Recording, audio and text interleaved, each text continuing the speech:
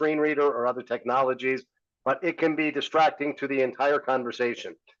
Finally, members, if you're in a place where you're safe and comfortable to do so, we would love to have you on camera. I know we've got one member driving, and we appreciate you not being on camera while you're driving, Jen. When you're in a safe place, we look forward to seeing you. Members, as we have the conversation, we do ask that the first time you speak, you introduce yourself by full name, and that any time after that, you at least introduce yourself by your first name so folks know who's speaking. I'm going to go over the agenda briefly, and then we've got two members of the Executive Council, actually three members, although I know one is on babysitting duty. So Lieutenant Governor, I won't be calling you, but Rep. Ortiz and Mr. Stone, after I go over the agenda, I'll invite both of you to address the group and make any comments, suggestions, or ideas to the group. We are getting close to the end of our first section of work, developing ideas, and it has been exciting to see those evolve. Today, I'm going to recap where we are. You may remember we started with ideas for one industry and decided to really focus on ideas that could apply to all industries. So I'll recap where we are on those all sector or all types of recreation ideas. We're then going to move into talking about what are some areas we haven't yet discussed. For example, the Lieutenant Governor flagged to me, we really haven't gotten into some more urban or suburban things like parks or golf. So we'll talk about some of the ideas we haven't covered. I'm going to talk a little bit about the ANSI B77 committee. I've had the opportunity to spend a few hours on the phone to multiple members of that committee and want to share out what I heard from them, and based on that, give you all an opportunity to revisit some of the ideas we were talking about that related to the B77 committee. And then as we get to the end, we'll talk, as we have time, about non-regulatory ideas you all may want to start developing and putting forward in terms of best practices or ideas, optional things that folks could do. And finally, we'll talk a little bit about stakeholder engagement. We've started to see some ideas on the other committees, getting reactions on Engage Dora. This committee's ideas will go up as one big set of ideas since we decided to cover all of these recreational formats together. And we want to make sure we get as broad an input as possible. So we're going to pick your brain of who you'd like us to share the ideas with. We also want you to push on one another to make sure we hear from a lot of people. With that said, before I go into the substance of today's conversation, let me first invite Representative Ortiz and then Mr. Stone in. Hey, just want to start off by expressing gratitude to everyone that's giving of their time and talent on this task force. It's really been a pleasure to see kind of how y'all have grown in developing and fleshing out your ideas since I first started jumping on here. So really proud of each and every one of you. Keep working hard. We're getting towards the end here, but it's not done. Again, I just want to frame everything by don't be afraid to aim big and to ask for the hard things that you know that we as community living with a disability more than deserve. So just don't be afraid of that. Keep pushing forward. I will always be here as a resource. Excited to see what you guys finally come up with. And my only ask on like making sure that we confer with people, this is more for Barrick and Carrie, is making sure that we confer with the only disabled member of the B77 task force, and then also get with some adaptive athletes, whether they're involved with the advocacy community or not. Just make sure we get their perspective as well. And that's all I'll ask. Thanks, y'all. Yeah, thank you, Rep. And when we get to it, I'll share who we did talk to. It did include Peter Axelson again. And I will always be going back to you if there's more people that we need to make sure we're bringing into this. Michael Stone, it's great to have you with us. Any words of wisdom or requests for this group? Thank you. Michael Stone speaking. No, I just echo Rep. Ortiz with gratitude. And, I just really want to keep the spirit of the flow and all the wonderful work that you have been doing right from the beginning. And as always, because I just so enjoy being a broken record, that we always keep the spirit of enforcement into our thought process, our idea process, and if we can just have that be in the front of our mind, not necessarily the back. Very much loved, Barrick, the statement of when we get to take this to the urban areas, whether or not it's just the ability to enjoy a local park or golf or anything of that ilk. But that got me very excited to hear that. And so, yeah, looking forward to another great meeting, everybody. Well, thank you, Michael. Thank you, Representative Ortiz. Lieutenant Governor, appreciate you being with us. I'm not going to call you out. I know you got hands full, literally, at the moment. What I'd like to do is I'm going to do a very quick review and readout of the ideas we've generated to date. This is not new. You've heard this on the last two calls, but I think it's important to ground us in these, as first we'll go from there into some of the further or needs further development ideas around snow sports, and particularly around the ANSI committee. And then we'll get into that other types of recreation. But first, I'm going to go through very quickly what we've generated to date. We started with empowering the state to require operators of all recreational facilities to provide dedicated spaces and a system for confirming eligibility for those using adaptive equipment that is separate from the current handicap marked spaces and placards for space needed for accessible vans and the enforcement mechanisms to provide for those. Require that the state conduct a study of the codes, enforcement, and actual use of what are currently labeled handicap parking spaces, with consideration for the requirements of loading or unloading with adaptive equipment and implications of temporary handicap placards. I will flag there that you all noted that we're looking at that through the outdoor recreational lens, but it probably has broader statewide implications. Going forward, empower the state to require that recreational facilities provide dedicated drop-off locations for those using adaptive equipment. Talked about if no accessible parking is available at the primary entrances to a commercially operated recreational venue, require that that operator provide a free shuttle service for individuals using adaptive equipment from their off-site parking locations. Again, require recreational site managers or operators of staffed facilities to have and publish and post in easily to find locations a point of contact to help individuals with disabilities navigate and access those recreational facilities. Establish a requirement that staff recreational facilities and venues that make available or allow use of adaptive equipment or any third party providing training to staff include a training component on supporting or using adaptive equipment and other individuals with disability, similar to other components of such training, such as considerations for younger or older participants. And you may remember that originally started with talking about the lift operators. And you all talked about expanding that to any of the training for any of these commercially or otherwise staffed facilities. Next, require managers or operators of recreational facilities to publish and make available in multiple accessible formats information about the accessibility features or limitations of trails, facilities, equipment, parking, and other elements of the location. Could be a rating system you've noticed, include color ratings similar to those used to indicate trail difficulty in some of our sports. Next, we had to direct the appropriate state agency to collect, maintain, current, and publish in accessible formats the information described above that we're asking the venue facilitator or venue operators to collect. Next, require recreational facility operators to use commercially reasonable efforts to ensure ADA compliance and the continuous and easy access to accessible restrooms, entrances, exits, common areas, communal spaces, sales or ticketing, other basic services, and any other element of the facility open to the public. Next, after some evolving language, our current draft is to, when restrooms are not on the entry-level first floor, require that either more than one restroom be provided, including one on the main entry floor, or if only one accessible restroom is available at the location, that there be multiple elevators or mechanical lifts available, or the third option, if only one accessible restroom is available and only one lift available to it, such lift must be regularly maintained and repaired within 3 days if damaged or not operational.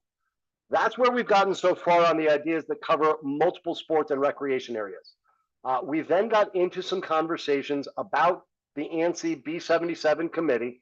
And just to remind everyone, that is the national organization that has a specific committee looking at issues regarding accessibility and adaptive equipment.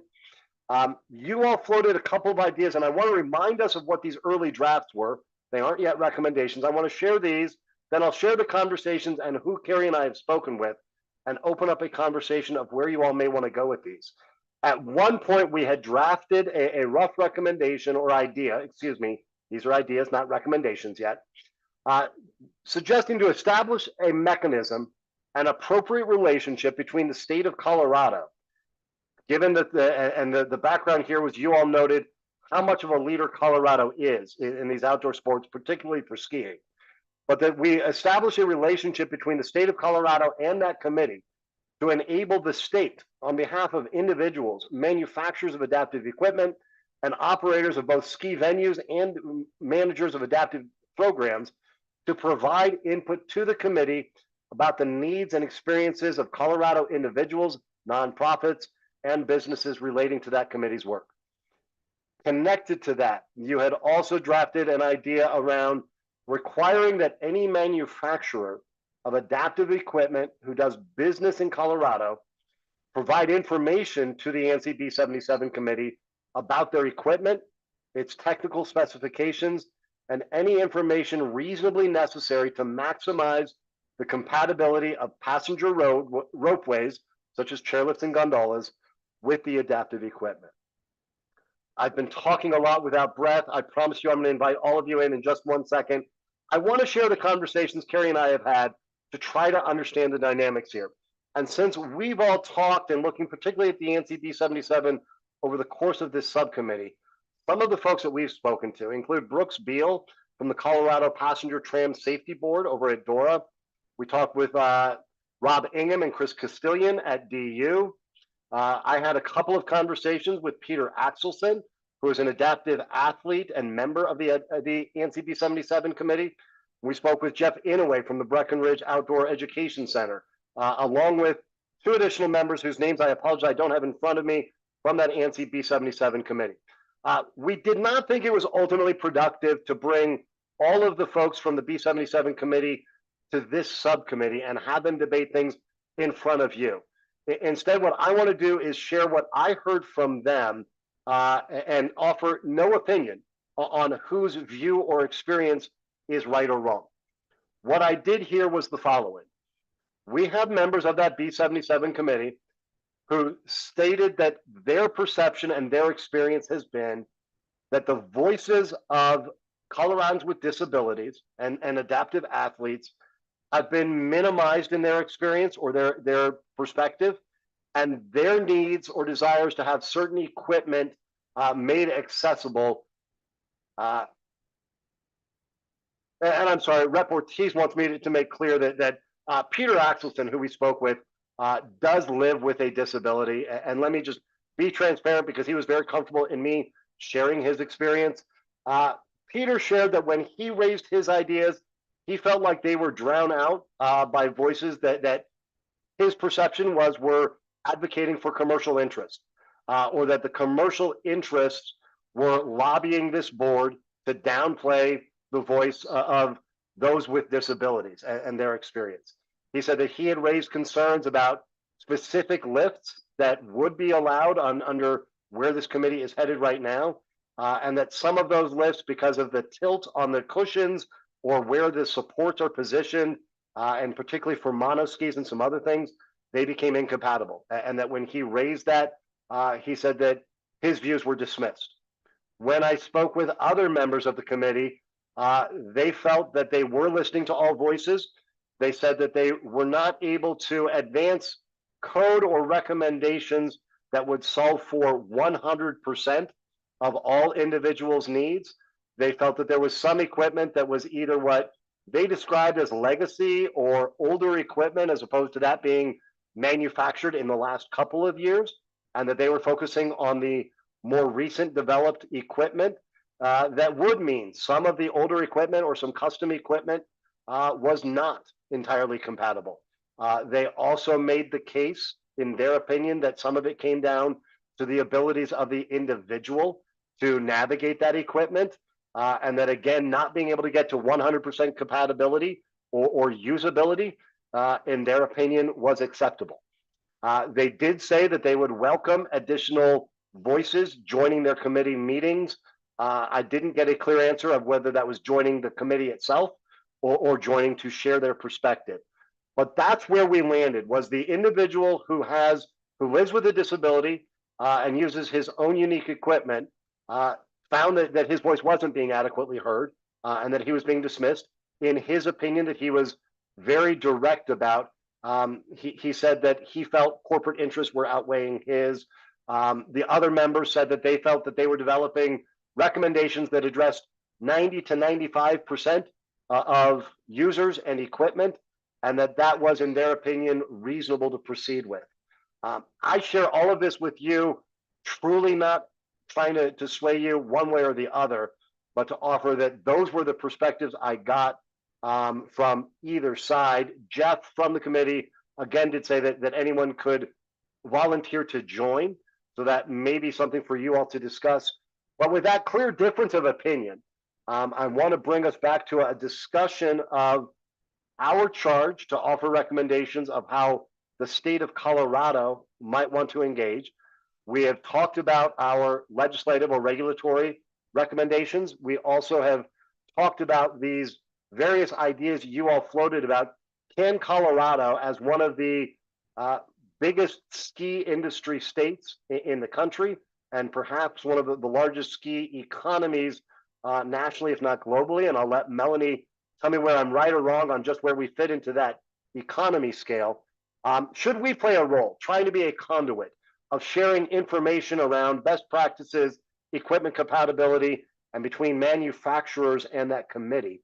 And then you had floated the idea of, do we require the manufacturers of adaptive equipment who do business in Colorado to at minimum provide information about that equipment to the ANSI B77 committee so that they can incorporate that into their thinking? Rep Ortiz, I know you've got to jump to another call, so I do want to give you the opportunity, if you'd like to offer thoughts before you do, and then I'm going to go into committee discussion. Yep, really appreciate that. Thanks for that balanced representation of where everyone is coming from. And I just want to, again, point out the fact that I have been dealing with these differing voices for the past 2+ years, right? I've known Jeff a long time. Great dude, does not live with a disability. His interests, to me, when it comes to this issue, lie elsewhere, as do many others on this committee. Again, like, not disparaging him, this is just something that I've noticed because I've been negotiating for this issue for 2+ years, okay? And this idea that there's old equipment that is not compatible with the current lifts, I saw in adaptability addition to Kelly Brush's monoski, that was legacy equipment that made her then legacy equipment accessible for some of the newer lifts, right? Like, there is a way to do this if people either are mandated because they haven't, as of yet, started to voluntarily work together. Okay.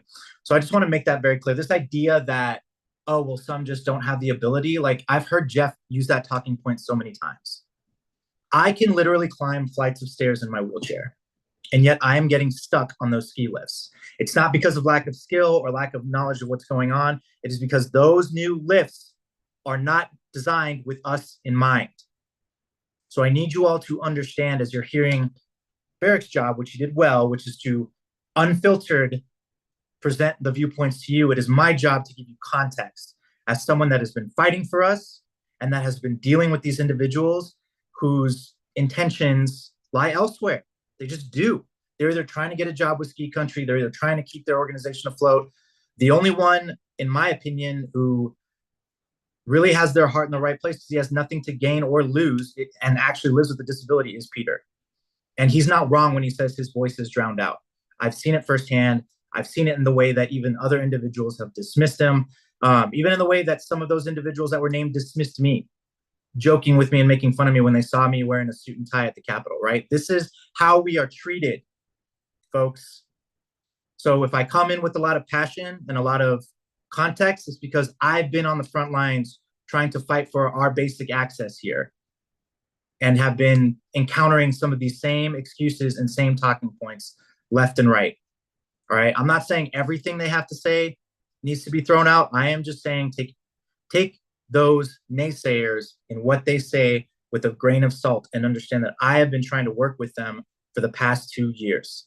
Okay. And there is a way to either update old legacy equipment, as I just named, with Kelly Brush and her ski equipment, but there's also a way to make sure that manufacturers take us into consideration. There is a way to do that because they're not currently mandated to do that right now. And to everybody else that doesn't live with this disability, oh, it's good enough. Or, oh, we don't need 100% of everyone to be able to access the mountain. So I just want to give that as context before I leave. Please, please, please do not sell out our community for the same old tired excuses. And I appreciate the time. Thank you, Representative. I appreciate you joining us when I know you've got to get to some things going on, I believe, related to special session, but I'll let you go manage that.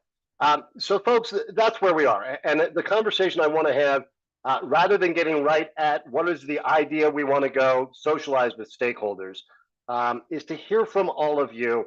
And I'm very specifically not going to ask you things like, who do you believe, or who do you trust, or who do you not?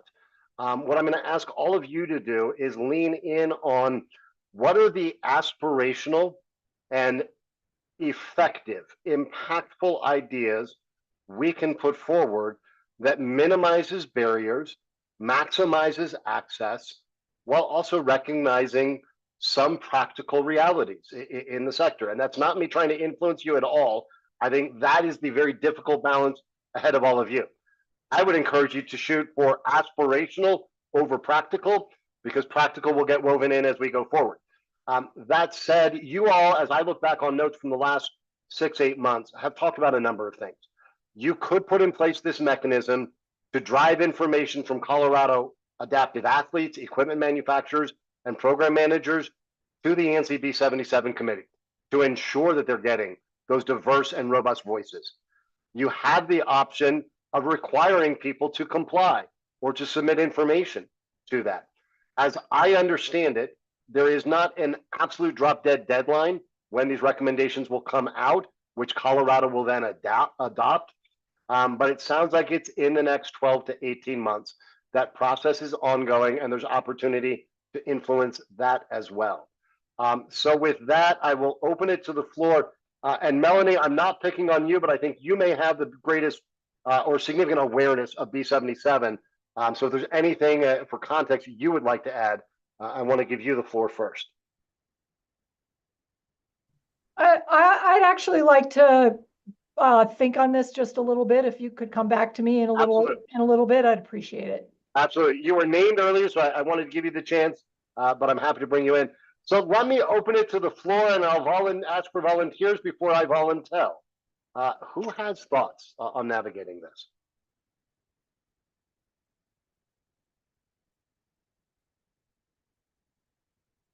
Not everyone at once. Kurt, I'm going to call you in here because I see you smiling, and I know you've got some familiarity with this topic. So I just have to say, again, a person who's had a disability for 65 plus or almost 65 plus years. I am all about finding common solutions, practical solutions. But when we are hearing that MB 77 are not listening to those disabled who sit in the room with them, I have many committees where I'm the only person with a disability in the room, and none of them are treating me that way. Apparently, it is obvious to me that we have to hold the line and say, we're going to have to require this because you're not going to do it. Your profits or whatever have been put above those with disabilities needs for far too long. And I say we draw the line.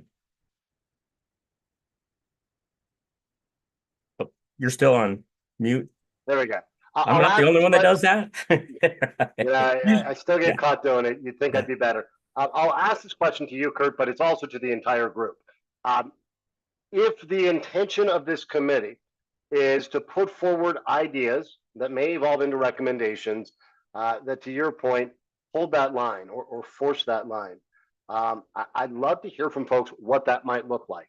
Is it requiring more involvement from Colorado in that B77 committee? Is it putting forward an idea that in addition to adopting the recommendations of B77, when those codes come forward, that Colorado have a greater standard that requires equipment installed and maintained in Colorado from this state forward to become compatible or to be compatible with all adaptive equipment? What is the idea that might make that, if a voice isn't being heard to inform the code, how might we, through state action, drive even greater compliance? And at the other, there's compliance at one end through regulation or law. The other thing could be all of you helping to recruit more members for the ANSI committee and putting forward a formal recommendation that at least X number of, that if Colorado is going to continue to use ANSI code from B77, that there be X numbers of those with lived experience. I think there's a range of things from best practices to participation to regulation. John, your hand is up, so let me get you in on this. Yeah, so my view on it is, if whatever the ANSI committee decides should be the floor, and we need to think about what we can do to beef it up a little bit more. I'm in complete agreement with Representative Ortiz, even though I don't have a wheelchair. It's been far too long for people with disabilities to have a voice in this conversation. And I've seen it not work out in my own personal life, where I literally see something not work for someone else and there's no resolution. This is a big problem, and therefore this is an important conversation to have. I would initially throw out an idea setting a reasonable standard for compliance with updated lifts, for example. For instance, every 5 years, private companies and public entities that offer outdoor activities need to both construct and maintain lifts to a standard applicable to as wide a standard as possible, to be updated over time.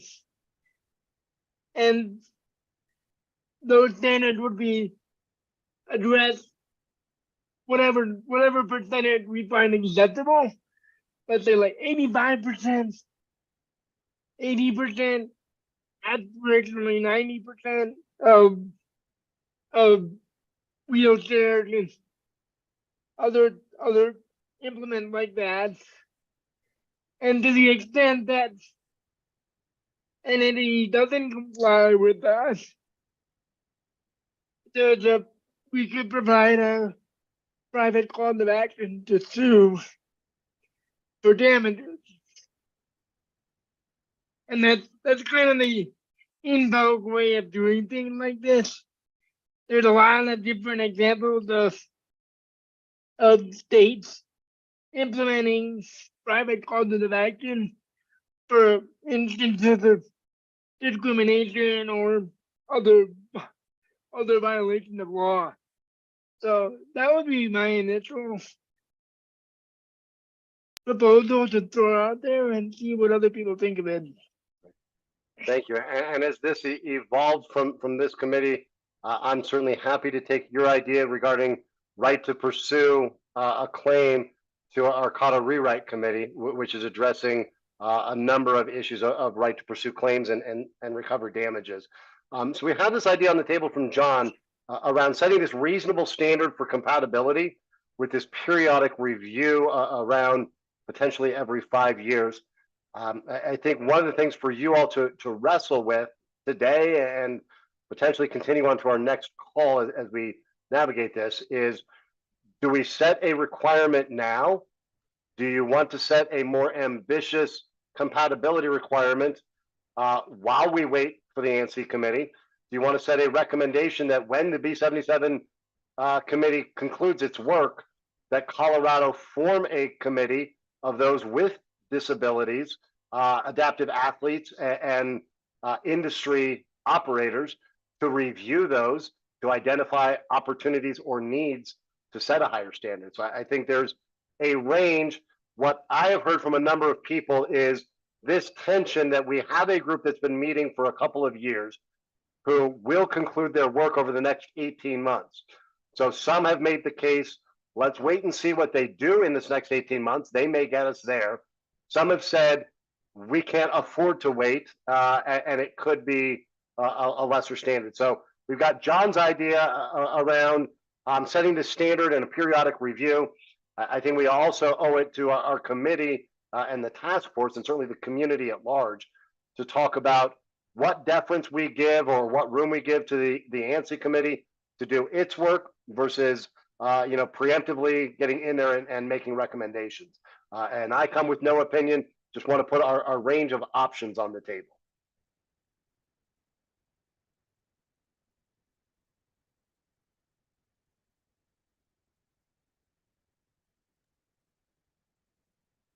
Melanie, please.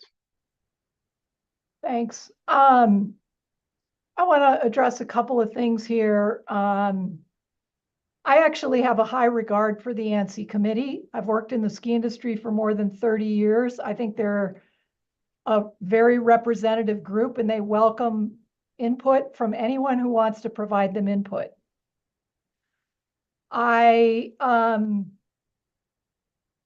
think the comments made at this committee that people are putting profits above the needs of people with disabilities with ski lifts are offensive. And that's absolutely false. The ski industry has a progressive track record when it comes to access for people with disabilities. And when you're talking about ski lifts, you are balancing the needs of an enormous variety of people with an enormous variety of abilities who come in all shapes and sizes and with all sorts of equipment. And to say that Colorado, and frankly, there are about 2 manufacturers of lifts in the world. So I love the idea of Colorado taking a more formal or expansive route with the B77 committee and pushing the B77 committee in a direction that provides for more access. But I firmly believe that it is dangerous for the General Assembly at the state of Colorado to be determining lift standards when our primary focus in the industry when it comes to lifts is transporting people safely.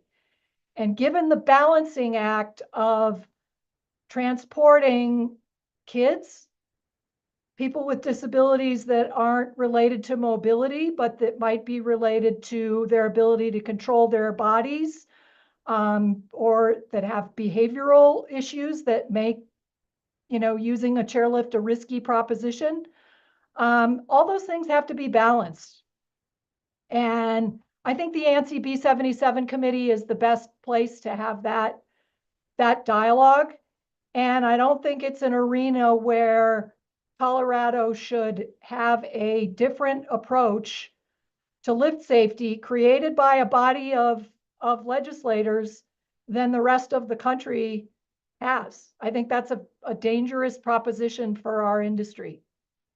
But at the same time, I am very supportive of getting more involvement and formalizing involvement in some way, shape, or form by Colorado. I know Brooks Beal already participates in that. He's the state tramway engineer.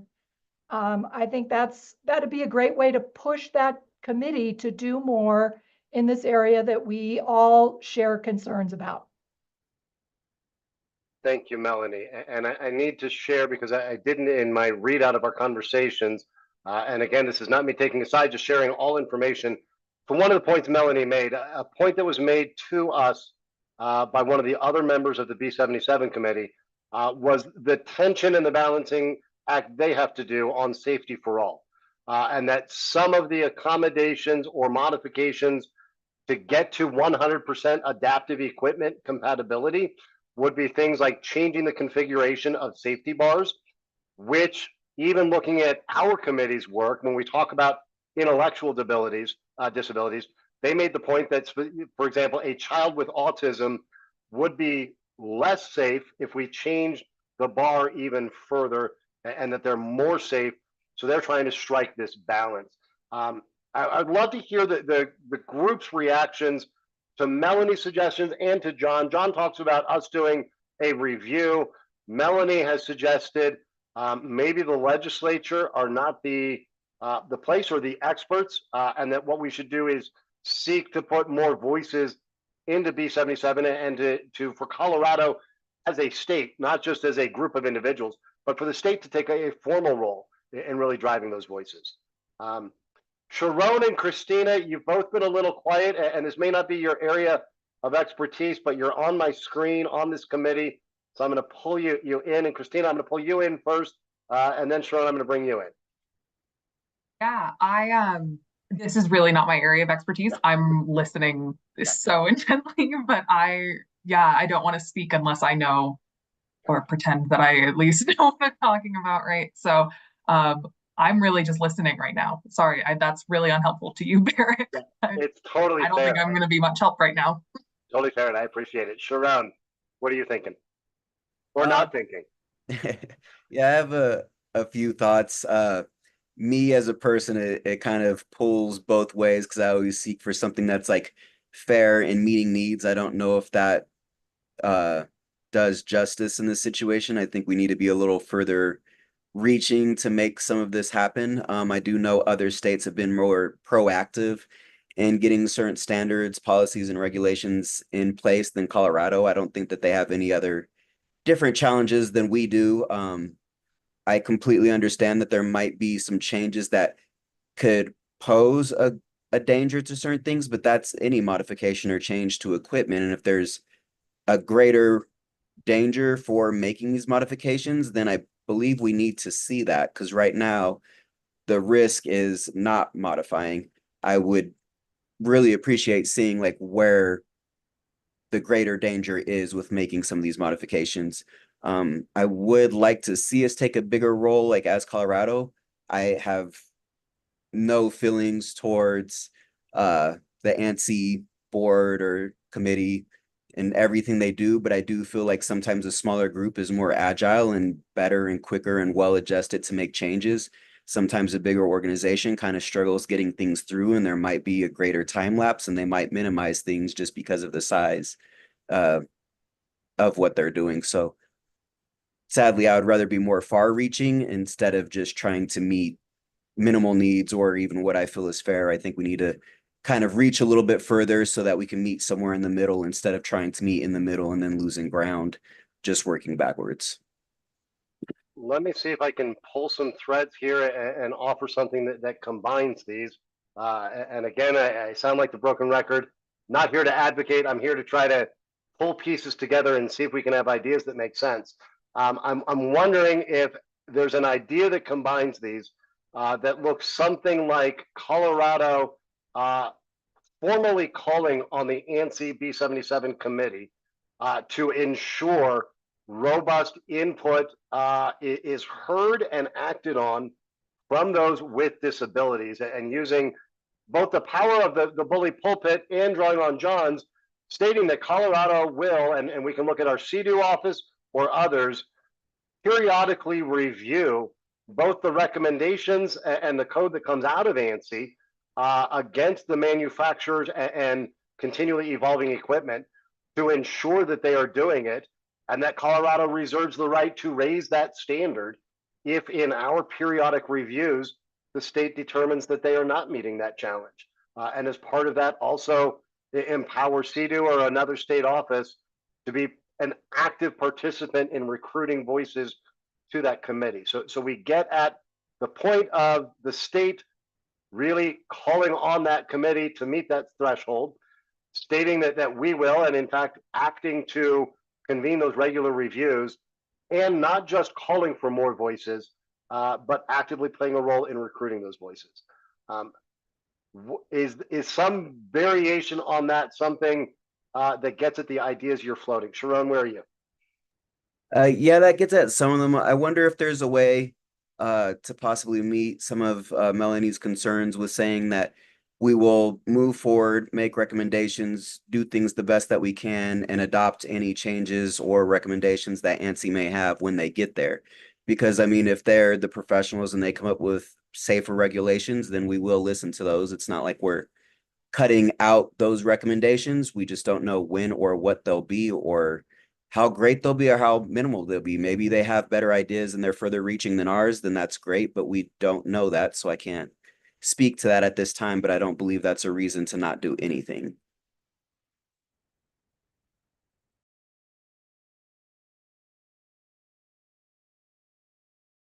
I believe you're on mute, Barrick. That's twice in one day, and it's only Tuesday. Kurt, jump in here. Thanks, Sharon. I just wanted to say I 100% agree with Sharon, what he just said.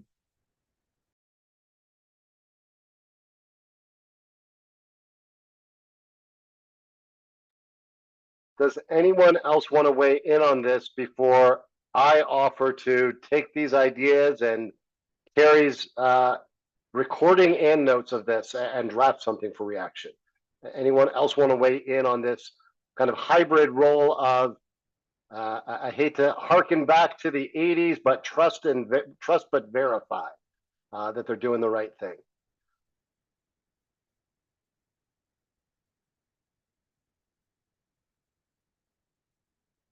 Melanie, anything on that before I move us to the next topic?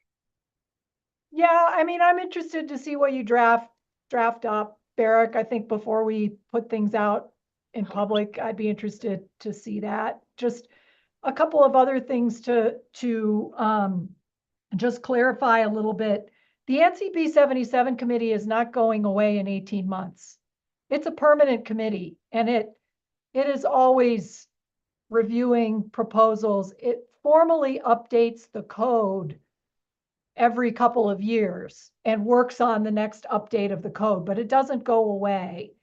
And the code is what ski areas have in their permits from the federal, following the code is what ski areas have in their federal permits to operate. And our insurers require us to insure to the code. Another reason why I like the more forceful presence with the ANSI B77 committee, and I do think they would pay attention to us. I'd also would like to see in that, in your write-up, Barrick, some mention of the balancing of safety concerns that that are the responsibility of the B77 committee, and recognizing that it's balancing accessibility concerns, that the needs of one type of access might be adverse to the needs of another type of access, and that we need a robust conversation about that at the B77 committee. And I think Colorado could find a way to name some additional folks to the B77 committee and pay for them to attend the meetings, and sort of work hard to address the point of view that those voices aren't sufficiently heard at the B77 committee. Because I think if that's a feeling that's out there, then there's a way to address that.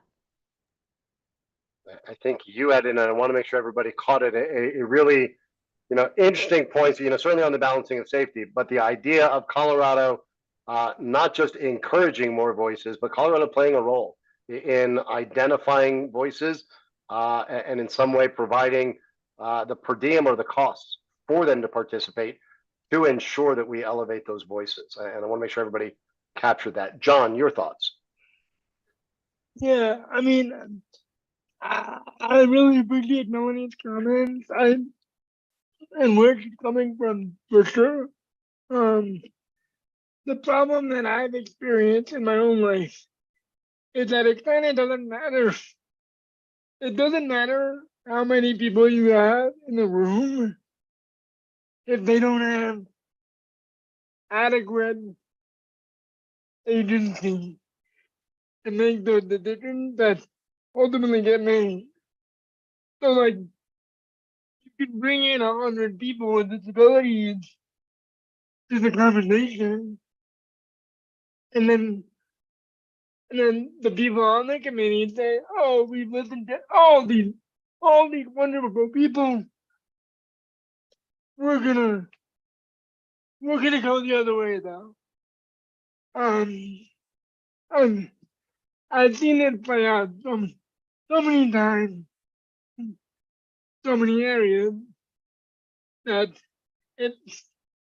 it's kind of sickening for me to remember that. But what I would say is, to the extent that that's the only thing that we can do, it's better than nothing.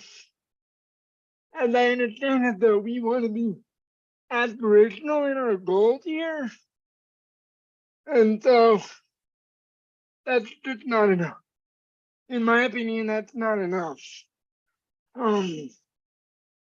What I would think is, if we had a local team of people with actual influence from our state who have experienced the kinds of issues that are being discussed with the committee, we should have full power to hear and implement whatever solutions that come out of that. Because unlike other states, Colorado has a big population of people who actually use these kind of things regularly because we live here. So those are my 2 cents. I just wanted to respond to that. Thank you, John. And I will just tell all of you, if what comes out of this committee, if what comes out of this task force is limited to it's better than nothing, I will have failed all of you, and I don't intend to do so. We will do much more than better than nothing. What I'm going to do, because we've got other topics to work on, is I'm going to create a separate document to put a draft together of this and allow all of you to weigh in and comment on that in a way that tries to get at this, respecting and honoring the expertise that exists on the ANSI committee, while recognizing that expertise is not lived experience, and we need to make sure that both are equally honored. So I will draft something based on today's conversation and circulate it to all of you to weigh in on. Hopefully the next one can be a little cleaner cut on getting to some ideas. I'm going to shift us in a significant way to these other forms of recreation. The Lieutenant Governor had said, Barrick, what about golfing? On golfing, I'm going to ask you, what about neighborhood parks? What about whether it is state or federal owned lands or private lands that people recreate on in our urban and suburban communities, where that may be more of the day-to-day than getting out to the trails or the lakes. We've talked a lot about things that are kind of ubiquitous, the parking, the access, the ability to access information about what is accessible and when. I'm curious folks' thoughts on what are some of the additional considerations when we get into the urban and suburban corridors.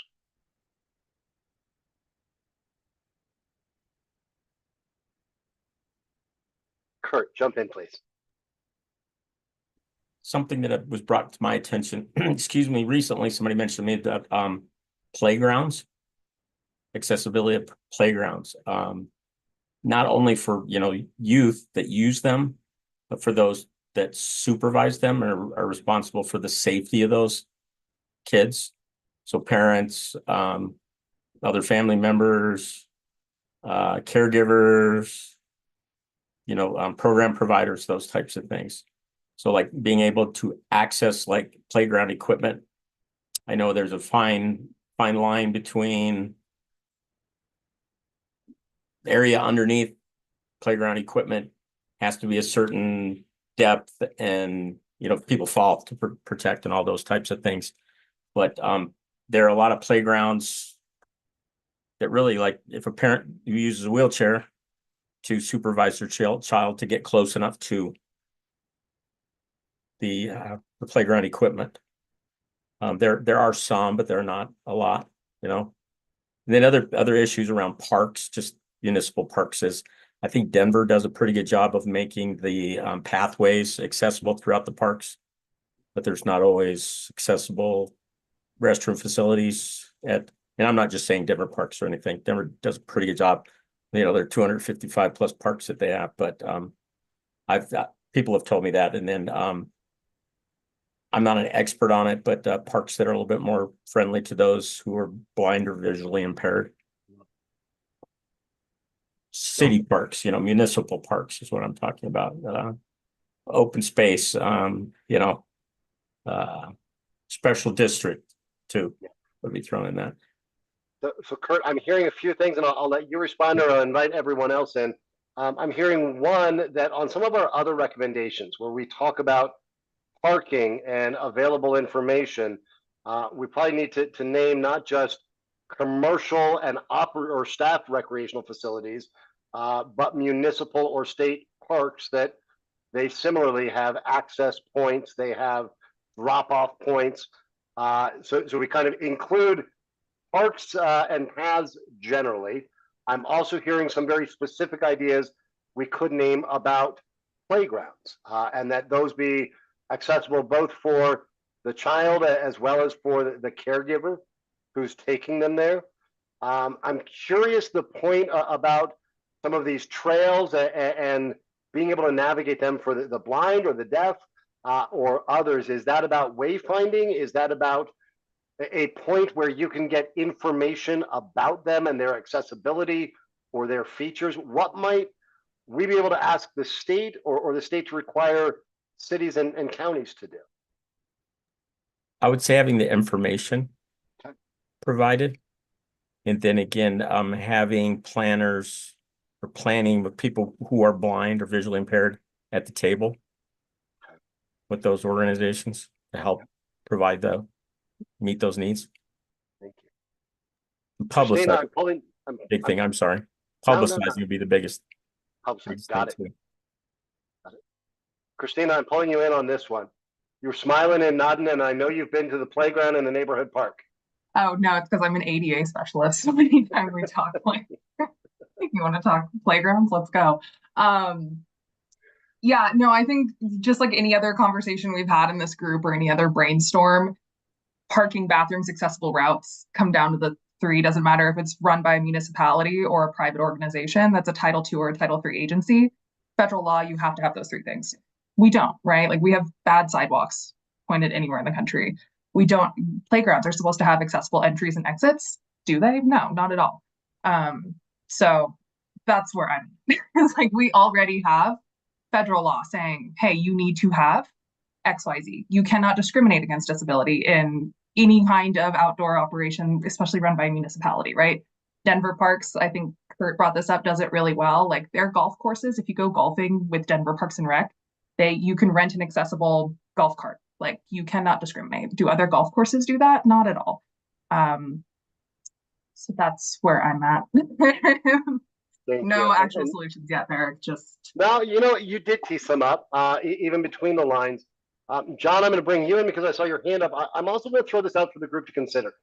To Christina's point, and this has been a common theme, particularly in this committee, but I'll tell you, I've heard it a lot in the others, of it's already required, but nobody does it. So to some degree, this comes down to enforcement. This comes down to compliance. So I would welcome ideas on how we, through our committee and our ability to have the state require things, what levers we may want to use to drive enforcement, which may be enforcement officers. What do we do to drive compliance? What do we do to drive the pain of non-compliance or the benefit of compliance? Do we need some form of periodic audit of the compliance with this?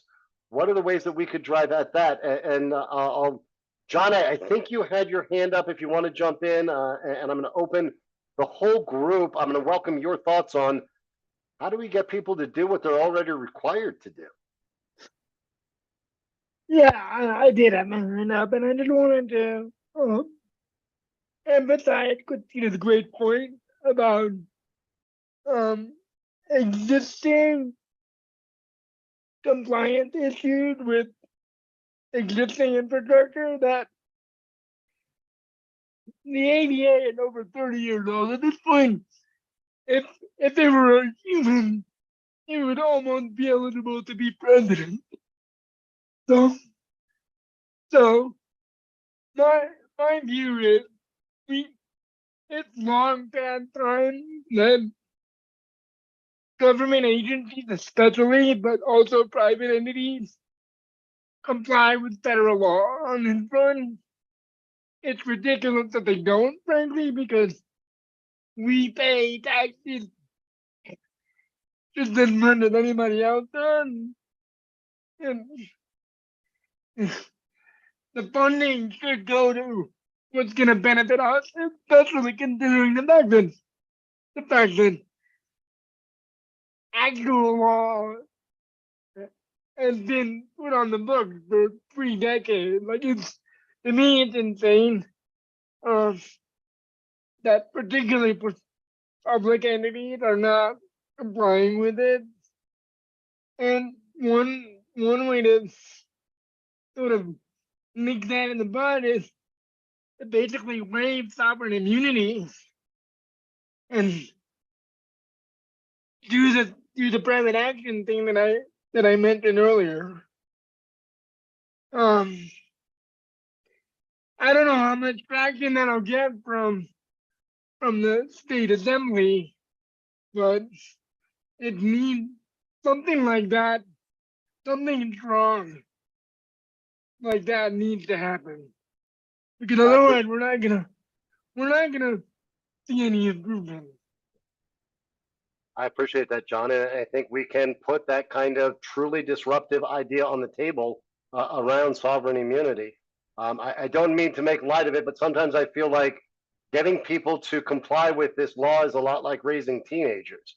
You can threaten them that they're going to be grounded. You can offer them $10 to do what they're expected to do, but teenagers have a way of thinking in the moment and not thinking consequences. And it feels like when there are no meaningful consequences, our local jurisdictions don't do what they're required to do. So, in addition to John's idea of potentially waiving immunity and opening them up, I will tell you just, for example, our group looking at government services and the accessibility of elections. They have put forward ideas around requiring every jurisdiction that conducts elections to not just ask if venues are truly accessible, but to have a dedicated officer of the county who goes out and ensures compliance with the ADA when it comes to any venue for, say, a debate or elections. I wonder, and again, not me advocating, just putting thoughts on the table, do you all want to contemplate something that drives more enforcement or compliance? That aside, Kurt, what is on your mind? So I think the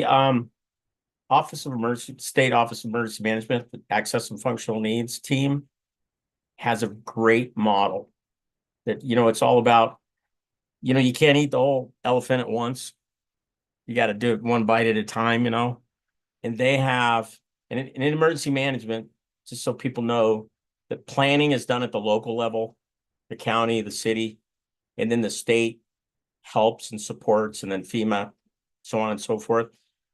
But that Access and Functional Needs team has a system of how to do one bite at a time. And they're sharing that and with rural communities, cities. In fact, the whole country is now coming to their office for the same idea. So some type of, and I don't know who would help, if it's Parks and Wildlife, who that would be that would help with that, to help form plans, and how do we do it A, B, C, D, and make it realistically, because we know municipalities and even private companies don't have all that money to spend all at once, right? All up front, and it would just be nobody would have the capacity to do it all at once. So how to do it, how to step-by-step plans to come up with something like that. I don't know if that makes sense or not. Do I make myself kind of blurry, clear, or No, muddy? there's definitely some nuggets in there, and I'm going to throw some ideas based on that at the group for ideation here. Kurt, I could see a world where we do a couple of things. We designate an agency, whether that's DNR or Parks and Wildlife, or we go over to OEM and the Department of Public Safety or or the fire protection folks. But we could provide technical assistance and support from a state agency. The state could also require municipalities and jurisdictions to develop within 24 months a plan of how they are going to actively enforce and ensure compliance. So you're giving that deference to local control, but you're telling them you better have some control rather than hoping for it. Christina, what are you thinking about? I can come off mute. Actually, you just hit the nail on the head. I think especially when we talk about outdoor activities under a municipal level, so not BLM land, not state forest land, they already have plans. So when we talk about like divvying things up into little bits, we already have that. We have a planning process. You want to put a city or City of Golden wants to put in a new playground, we have a review process for that. We already have technically on paper ADA specialists looking over all of those things. Does it happen? No, we all know that, right? But technically we have these processes in place already. So just to kind of what you were talking about, Barrick, I think if we can do more around a firmer slap on the wrist and more parameters around timelines to, hey, you need to have things done by this date or this will happen. We already have grievance procedures on the state and federal level. We have these, enforcement procedures already, but they are clearly not working. Kind of to John's point, I always use the phrase in my work, I'm younger than the ADA and I had time to have a career in this. So we need to get a little on this. So I think, anything that we can do in terms of stronger compliance, because we have plans already. We have ways to do this. There's pathways. There's so many pathways. That's my thoughts. I appreciate that. So maybe some firmer consequences. I would encourage us as we shape this idea to recognize that it's one thing when we're asking Jefferson County or the city and county of Denver compared to when I'm talking with Brush or Ure. And there may be where Kurt's idea of some technical support may come into play. Absolutely. Yeah, when we talk about like wilderness areas, that's a completely different conversation, obviously, than working with like City of Fort Collins or whoever. But yeah. Let me bring us back into, in addition to playgrounds and trails, municipal-based outdoor rec. The lieutenant governor's a big golfer. I know we've got some others. I'm more like Happy Gilmore on the golf course. But golf or frisbee golf, or just getting out around our nature areas, are there things unique to the urban and suburban outdoors in addition to all the things we've talked about for all our commercial venues and our playgrounds now? I know very little about the accessibility on golf courses or frisbee golf or whatever else may be popular. Other thoughts folks have?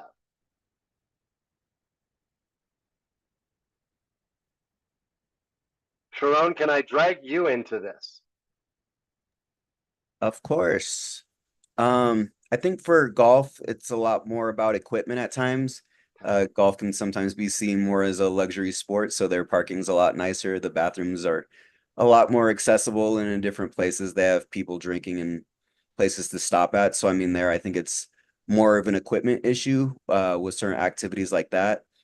For parks, trails, outdoor areas, and playgrounds, I 100% think it's enforcement. Sometimes even when some of these things are in place, they're just not available. They're broken, they're closed. I went to my kid's soccer game a couple of months ago, and I was kind of heartbroken because I'm used to dealing with some of these issues. So it might be TMI, but I have a urinal that I can get back to the van and utilize the restroom if I need to, and the bathrooms were locked. But then I started seeing grandparents having the same issue, and as they were getting up, going to the bathroom and finding out that they were locked, There was an older grandmother that had to hide behind a dumpster and go. There were a couple of older gentlemen. One had a walker who someone had to run, get a pickup, pick him up to try to get him to the nearest restroom. Like these are just basic needs for a lot of people. There's no reason why we shouldn't have access to that. Like seeing a grandmother have to go behind a trash can and I could visibly see her from the parking lot and she just had no other choice. Like there's no reason for that. It's just enforcement. So there should be a dedicated officer. Some of the options that have already been presented all seem like good ones, but something firmer probably needs to be put in place. And if there is fines, we can put that right back into a pot that helps update things and make things a bit more accessible. So that would be nice. I think you hit on something interesting there, and I appreciate all of the comment you just made. I think particularly it weaves in with discussion about playgrounds, that it's not just maybe the youth soccer field for the youth playing soccer, it's the parent taking their kids to those games. It's the grandparent coming to watch. I don't have anything in mind, but your point about the fines, to me, raises a whole spectrum of options for all of you to consider. Not just more fines, but where those fines go. We can't raise taxes here in Colorado, but we're good at levying fees.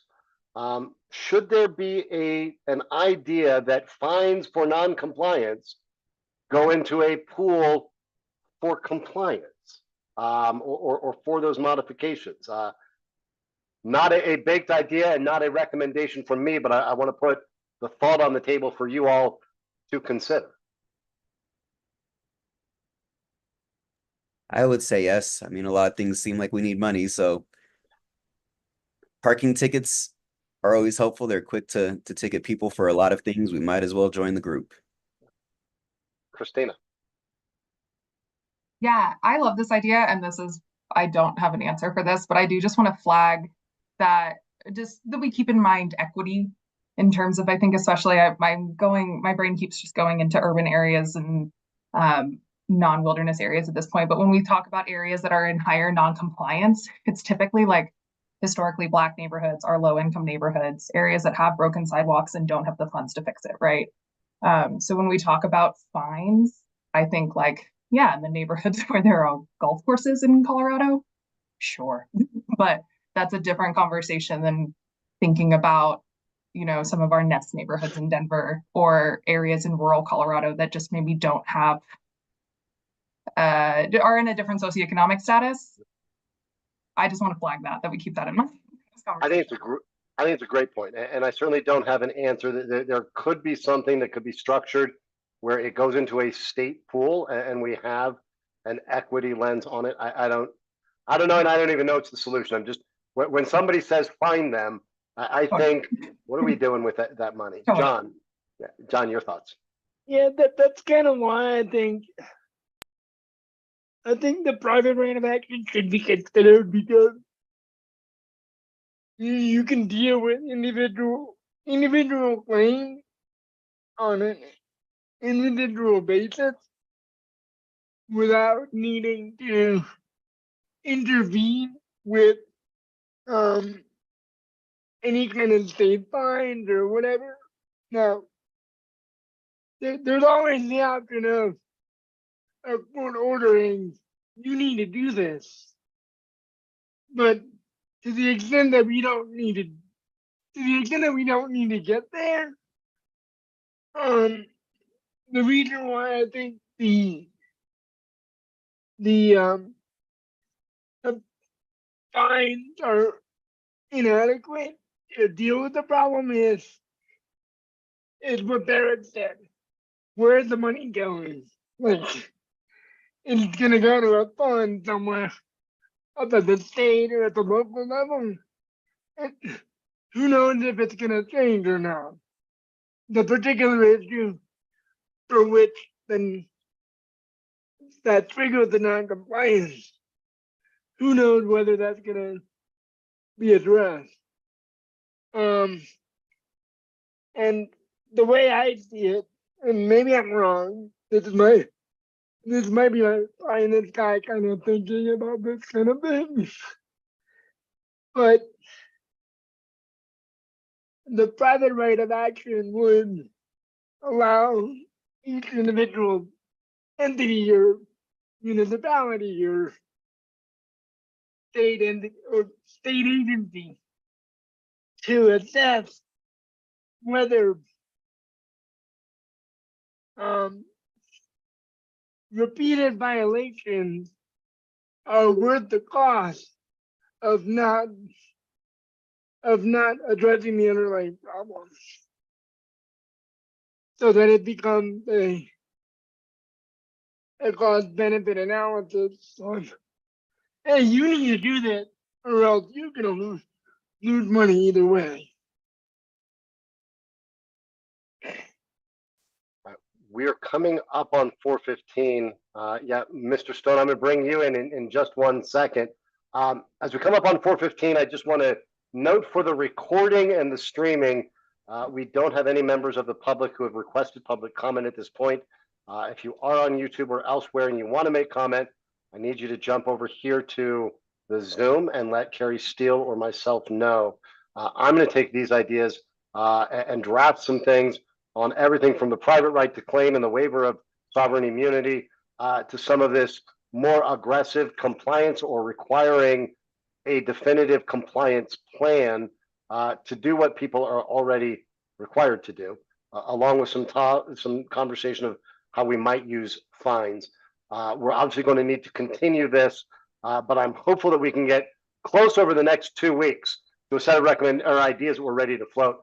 Mr. Stone, you have your hand up, and I'm at the point where we're kind of going to pivot away from ideation and into stakeholder engagement.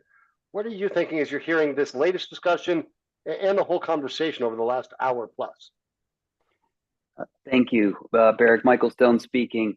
Gosh, to answer that last question about what I'm thinking, it's quite a bit, and I'm not going to be able to address. Otherwise, we would take up the rest of our time. Everything that was coming up, and we're going to have to find a way to weed through some of these things, especially some of Melanie's comments. Requires some thought. Very much appreciate where everybody is sharing. I want to address one. This will be the lowest hanging fruit of that last conversation with respect to where did the fines go. I'm assuming everybody is aware of a bill that was passed in 2022 for disability parking violations. Basically, a portion of those throughout the state go back to the state so whether or not it's a municipality or so forth. And it goes into a fund that Josh Winkler is directly involved with, has been for many years, and so much good has come from this. And this is the Colorado Disability Funding Finance Committee, actually specifically. Lieutenant Governor is aware of this as well. Obviously, it comes through that office. Incredible good things come from there, but this might be a very easy solution. And one that doesn't necessarily have to be solved by this group, since it's already in existence. I can't even begin to tell you the good that comes from this. But I just want to put that out there, that this is not something that hasn't been thought of. Basically, these fines go back to actually helping the people who are hurt by these violations. And anybody who's ever experienced that understands what that means. There's so much good. The other thing that I really loved was a question that you brought up, Barrick, about setting the requirements today. As we're running out of time, that was something that got me very, very excited. Really loved John's statements about the standards. And again, if I keep going down this road, I'll be taking up all of our time. There was just so much goodness in today's statements. At the same time, I'd love to be able to bring some of these things to conclusion and into that form, very specific and concrete recommendations. I get very nervous when we start talking about compliance. I brought this up multiple times. This committee, this task force, was centered around the idea that ADA compliance was the floor.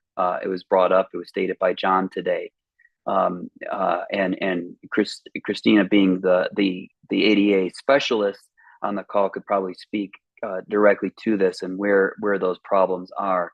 I get very anxious when I hear that because we're trying to set a standard that is well above that. And push that out. So I always get a little bit I get a little twinge when I start hearing that. So I would like to be able to be very, very specific and realizing that compliance doesn't meet the need. And Christina was very specific, and obviously loved that statement that she's younger than the ADA, and yet she's made a career out of that. It's and there's a very good reason for that.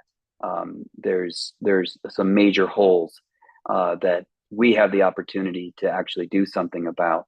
So again, I'm being very brief. I'm trying to be very brief. There's a lot here, and I think that we'll probably have to address some of these things in the next executive committee meeting. But certainly want to thank everybody once again. And I wish I could do it more justice, but I would literally be talking for a good half an hour at least. Thank you, Michael. We always appreciate you, and I will probably follow up with you to get more of your thoughts and bring them into this. I think we could probably continue this conversation for 2 more meetings, since our meetings are only 90 minutes. However, I'm looking at the calendar, not just the clock. It's August 20th. We know the legislators start pulling bill titles about 60 or 90 days from now. Our report is due in a couple of months, and I'm trying to get us ahead of legislators doing things without hearing from us.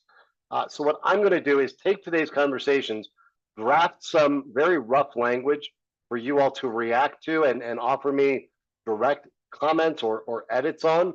My goal is going to be to get all of your ideas together and up on Engage Dora over the next 21 days. To do that, I am going to need you guys to react to that. It's going to lead me to my next conversation with who are we going to get to weigh in once we've got it on Engage Dora. But before I go there, John, you had your hand up. So I want to let you weigh in, and then I'll take us into that stakeholder conversation. Yeah, I'm sorry to interrupt. I just wanted to ask, like, what do you envision being the drafting process for the report? Like, will that be something you guys do from our general committee thoughts, or would you want actual drafting input from us? I think to manage the timelines we're up against, what we will be doing is we're going to now draft just these ideas. You've seen some of the iterations. As I said, my goal is to get those up over the next couple of weeks, then to have our next 2 meetings be a combination of you hearing back what we're getting from stakeholders and the public on Engage Dora. So we will use our time together over coming meetings to really workshop refining. I think our September and October meetings will be refining those. Carrie and I in the background will be drafting the framework of the report, that the upfront part of it will really just be discussing this process. What conversations you all had, who you heard from, what was the sequencing, the language of the ideas and the then turn into recommendations. We will take point on drafting them, but I want to be very clear that we're going to need and require everyone to weigh in between meetings, and our meetings will be used to workshop those. So our report to the executive committee needs to be, or does not need to be as detailed or long as what will come out of that executive committee. We need to focus on being clear about the process, as well as what will then become the recommendations. We may start putting together some outlines and tapping some of the bill drafters' knowledge to get their thoughts. But John, that's my thinking is I want to minimize the burden on all of you, and I have to try to find a way to systematize and standardize what's coming out of 4 different committees. Yeah, absolutely. I have 8 minutes, other than reminding you that we'll get together in another 30 days, same time, same bat channel. Um, I want to make an ask of you over the next 2 weeks, and I'm going to harass you by email. I'm also going to ask you to share right now. Two things. Uh, Category one, who do you want Carrie and I to reach out to as your ideas are posted on Engage Dora?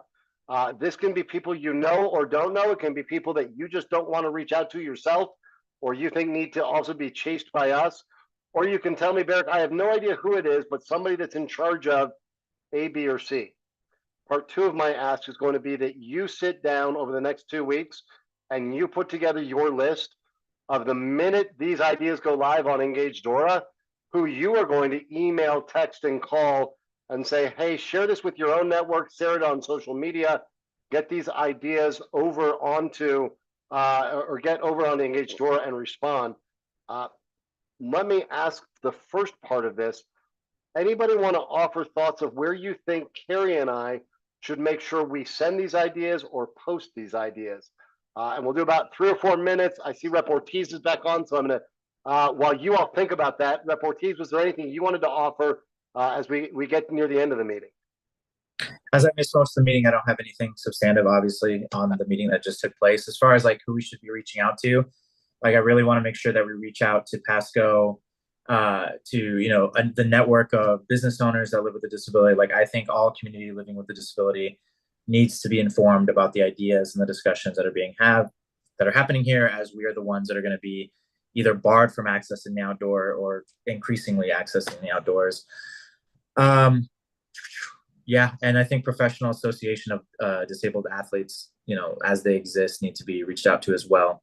And I think, again, we all need to take with a grain of salt who is saying what. If they might be an executive director of adaptive sport program X, but they might not live with a disability, and they might have other motivations. Just being very honest about that, not trying to cast aspersions, but just being very frank and very honest about that. And those voices that we should be listening to the most are the ones that are involved in these organizations and these associations that actually live with a disability and participate in the outdoors. Appreciate that. So here's what I'm going to ask each of you to do. And Carrie, I'm going to ask that you and I take on a piece of this. One, I'm going to ask each member of this committee to set aside 15, 20 minutes and give some real thought to who needs to be contacted. Make your own list. Make it I don't know whether you want to use a spreadsheet, a Word document, a notepad, or however you do it on your iPhone or Android. Make a list of who you're going to reach out. The minute I say these ideas are live, who are you going to reach out to? Carrie, I'm going to suggest that you and I start a Google document and invite this group to add names, add social media handles, add emails of the folks you want Carrie and I to reach out to. Whether that's you want us to email them to tell them, whether you want me to tag them on LinkedIn, Instagram, Twitter, or wherever else. My goal is exactly as Rep Ortiz said, I want this in the hands and in front of the folks that are going to be most impacted and affected by what we do, or as importantly, what we don't do. So if you'll give some thought between now and 2 weeks from today, who you're going to contact, I'm not going to ask you to turn in that homework, but I'm going to make sure you did it. And if you'll contribute to a Google Doc that Carrie and I will get put together over the next 48 hours of emails, internet, social media handles, and others that we can tag and reach out to. So we make sure this goes far and wide. The other thing I will continue to do is, as we get these ideas posted from this committee and others, we'll keep alerting you. And if it's useful, I'll also flag for you via email or on that Google Doc anytime we post things on socials. If you want to amplify those or copy and paste them, I think it's important that we get those out to as broad a network as possible. I know I get so many emails that sometimes they get ignored. So if we can hear from multiple sources, I don't think there's any harm in that. We're back together next September 17th at 3 p.m. But my intention is these ideas are up on Engage Dora before then. So expect that over the next 2 weeks, you're going to see drafts of all these ideas for us to get your edits, your feedback, and get them tightened up. We'll then get the finals run by all of you. We'll get them on Engage Dora. and invite you to reach out to the list you're putting together as your homework, and those folks that you identify for us to flag or highlight.